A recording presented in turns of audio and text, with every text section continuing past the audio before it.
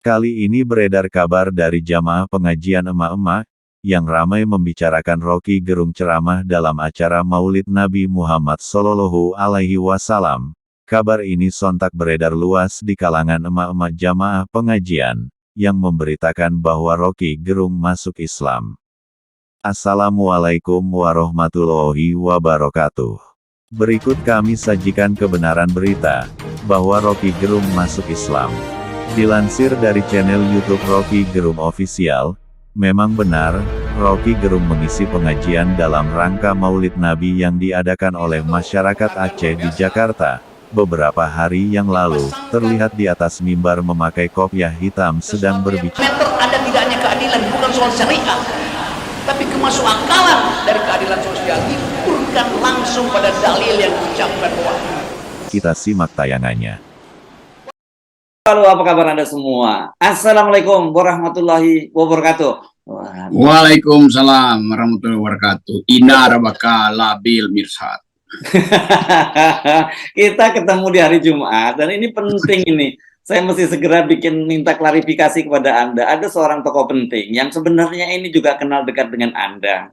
Tiba-tiba ini stafnya nelpon saya dan bertanya, Bung Rocky, ini bener nih Mas Hersu, kenapa si tokoh penting ini katanya dengar ini dari emak-emak di pengajian ribut banget dan mau kirim karangan bunga. Hah? Saya bilang bikin jadi apa yang terjadi nih Bung Rocky? Ya, itu banyak betul mak dan empok-empok juga banyak tuh. Kan saya 2 minggu lalu tuh kasih ceramah di Maulid Nabi, acara Maulid dan Nabi.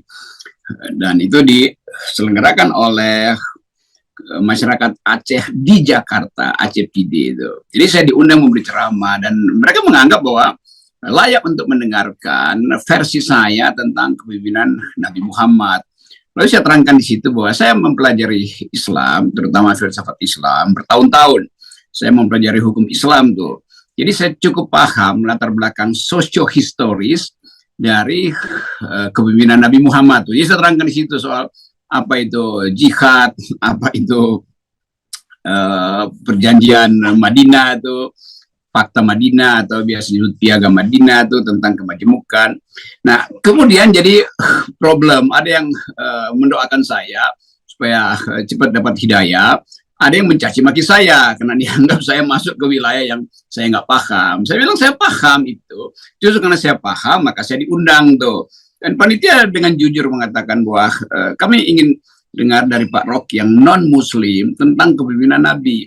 Saya katakan Nabi itu politisi, Nabi itu negarawan, Nabi itu pemimpin etika tuh. Jadi kok nggak banyak yang menyebut, kok nggak menyebut kalimat syahadat sebelum mengerti Nabi. Loh, Nabi itu manusia historis, sosok historis yang memperoleh wahyu dan dengan kemampuan kita untuk memikirkan bahwa keunikan Nabi Muhammad, dan itu saya kira satu-satunya hal yang membuat saya mempelajari filsafat Islam, adalah dia mampu untuk merangkum problem masyarakat dan menghubungkan itu dengan wahyu, dengan keadilan sosial, dengan janji masa depan, dengan akhirat segala macam. Jadi itu pengetahuan sebetulnya tuh. Lalu orang marah-marah tuh, itu kan aku udah nggak ada ustadz di situ, sehingga Rocky Gerung diajak ke situ. Loh, saya bicara di kalangan ustadz justru. Jadi setiap kali saya bicara, saya pasti tahu saya akan dievaluasi oleh mereka yang di luar, bukan oleh teman-teman yang mengundang saya. Dan mereka menganggap bahwa ya yang terangkan Pak Rocky benar tuh. Jadi saya bukan bicara sebagai ustadz, saya bicara di depan para ustadz. Dan itu Ustadz Aceh yang ada Serambi Mekah.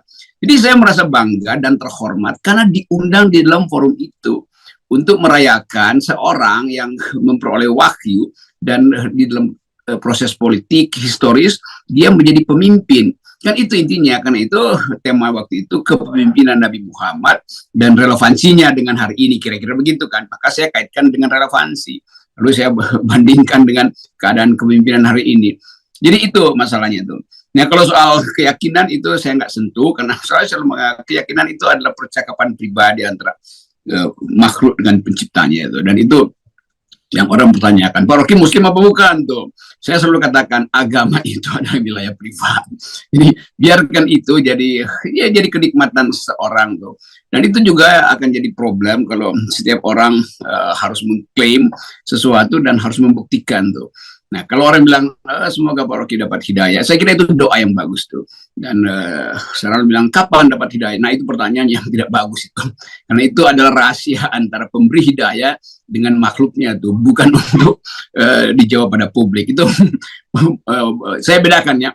Mendoakan seseorang itu bagus, tapi menunggu atau mempertanyakan hidayah itu artinya dia minta Allah yang Tuhan Maha Kuasa, penguasa alam itu supaya mempercepat permintaan orang-orang ini. Itu bukan begitu caranya. Jadi hidayah itu ada sesuatu yang diterima oleh seseorang karena kesukaannya itu, bukan karena hiruk pikuk. Nah, itu kira-kira tuh. Ya, udah benar belum kita uraian saya, Ustaz? Itulah faktanya, dari tayangan video ini, sudah jelas kebenarannya, bahwa Rocky Gerung masuk Islam atau tidak. Semoga Bapak Rocky Gerung mendapat hidayah dari Allah Subhanahu wa Ta'ala. Wassalamualaikum warahmatullahi wabarakatuh.